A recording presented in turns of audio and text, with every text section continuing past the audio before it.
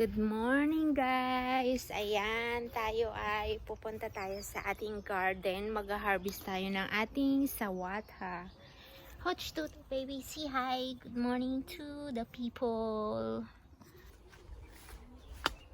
Ayan na yung ating garden guys.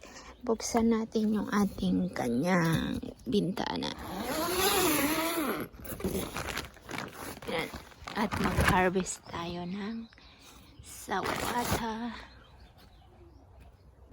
Ayan guys, mag-harvest nga ako ng aking lettuce. Ayan.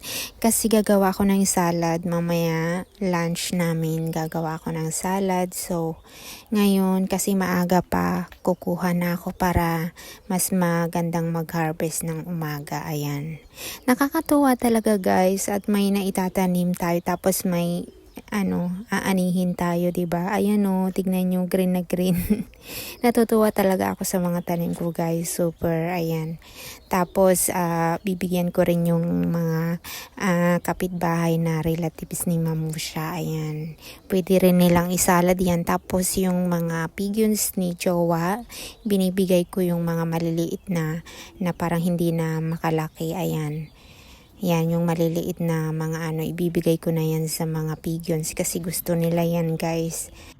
'Di ba? Ang dami nating naitanim na na lettuce.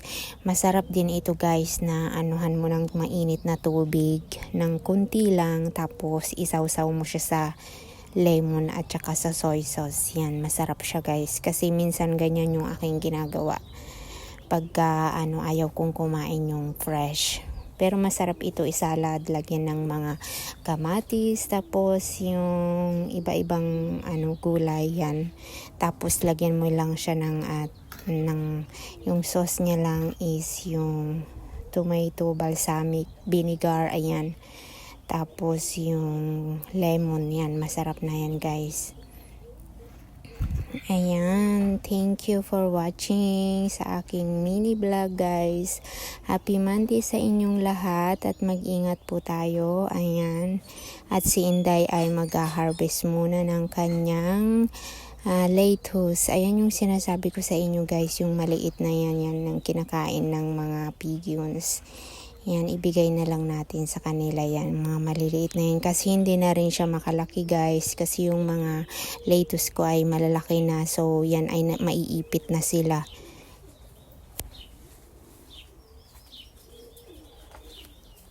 Yan, tapos na tayo nag-harvest guys. Have a nice day.